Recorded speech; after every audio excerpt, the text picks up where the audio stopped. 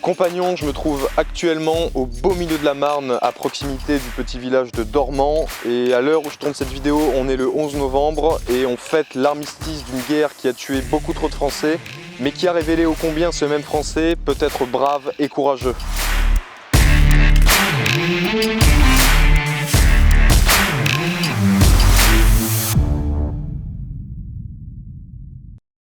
À quelques centaines de mètres de moi se trouve le mémorial des batailles de la Marne qui fait partie des 4 grands monuments nationaux dédiés à la Première Guerre mondiale.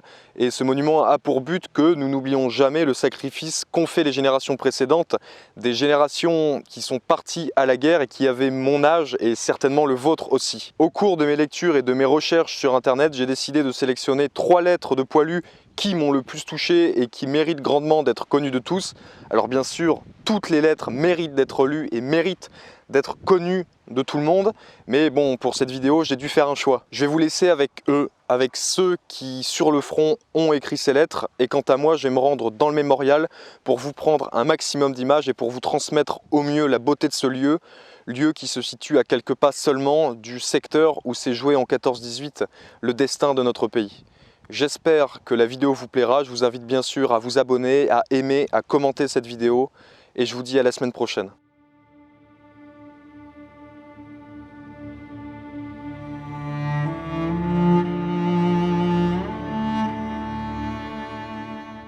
Lettre à mon fils qui vient d'avoir 9 ans.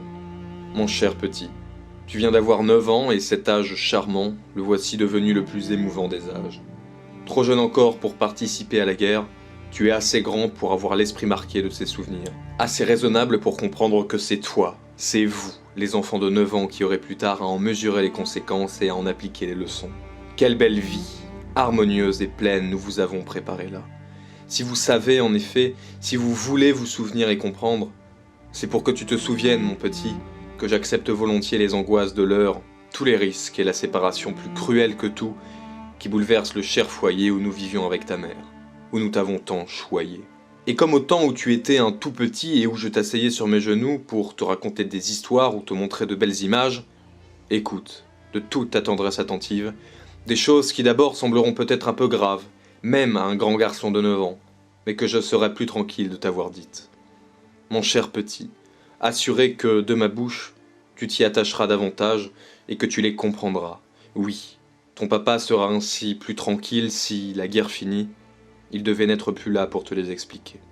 J'admire ce général que je connais et qui ne porte pas le deuil de ses fils, et qui n'en parle jamais. 2 fils, toute sa tendresse et tout son orgueil tombés le même jour, 20 ans et 19 ans. Ils ne portent pas leur deuil pour ne pas attrister et amollir le courage de ces hommes. Je l'admire, mais je ne sais pas si j'aurai la force de l'imiter. C'est à mon sens un des problèmes les plus poignants d'une guerre, de choisir par avance lequel de ses défenseurs une nation doit offrir les premiers au sacrifice. Je dis franchement, un homme de 35 ans qui meurt est un foyer détruit, avec toutes ses responsabilités et ses charges. Mais je ne puis m'empêcher de me demander s'il n'y a pas encore plus de tristesse lorsque ce qui est brutalement détruit, c'est l'espoir même du foyer. Certes, je sens combien, à quitter ma chère femme et mon enfant chéri, mon chagrin serait immense, mais du moins par eux, j'aurais eu des années de bonheur et d'amour, et l'amertume de mes regrets ne se résumera qu'à la douceur de mes souvenirs. Je regretterai ce que je n'ai pas fait, tout ce que j'aurais dû pouvoir faire, mais je penserai en même temps que tu es là, toi mon fils, pour me continuer, pour réaliser ce que j'avais seulement projeté ou rêvé. La mort de l'enfant est accablante et stérile, celle du père est une mort noble. Comme toutes les morts d'aujourd'hui, elle apparaît bien au contraire exaltante et féconde. Comprends-tu maintenant, mon petit gars, tout ce que nous avons mis en vous, nous les pères, à cette heure grave, tout ce que nous attendons de vous, fils de 9 ans? Si Dieu ne permet pas que la fin de la guerre nous réunisse comme autrefois, au lieu du vide affreux, du morne désespoir où me plongeait ta perte, ma dernière pensée aura été réconfortante et douce, celle du souvenir et de l'exemple que j'aurais tâché de laisser.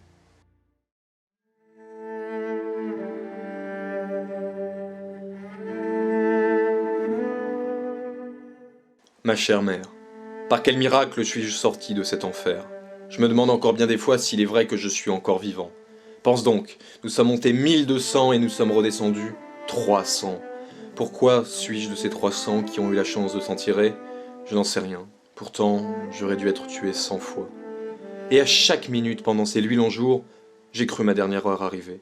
Nous étions tous montés là-haut après avoir fait le sacrifice de notre vie, car nous ne pensions pas qu'il fût possible de se tirer d'une pareille fournaise. Oui, ma chère mère, nous avons beaucoup souffert, et personne ne pourra jamais savoir par quelle transe et quelle souffrance horrible nous sommes passés. À la souffrance morale de croire qu'à chaque instant la mort va nous surprendre, viennent s'ajouter les souffrances physiques. De longues nuits sans dormir, presque 8 jours sans manger, 8 jours à vivre au milieu d'un charnier humain, couchant au milieu des cadavres, marchant sur nos camarades tombés la veille. Ah, j'ai bien pensé à vous tous durant ces heures terribles, et ce fut ma plus grande souffrance que l'idée de ne jamais vous revoir. Nous avons tous bien vieilli, ma chère mère, et pour beaucoup, les cheveux grisonnants seront la marque éternelle des souffrances endurées, et je suis de cela. Plus de rire, plus de gaieté au bataillon. Nous portons dans notre cœur le deuil de tous nos camarades tombés à Verdun, du 5 au 12 mars. Est-ce un bonheur pour moi d'en être réchappé? Je l'ignore, mais si je dois tomber plus tard, il eût été préférable que je reste là-bas. Tu as raison de prier pour moi. Nous avons tous besoin que quelqu'un prie pour nous, et moi-même, bien souvent, quand les obus tombaient autour de moi, je murmurais les prières que j'ai apprises quand j'étais tout petit, et tu peux croire que jamais prières ne furent dites avec plus de ferveur. Ton fils, qui te chérit et t'embrasse 1 million de fois.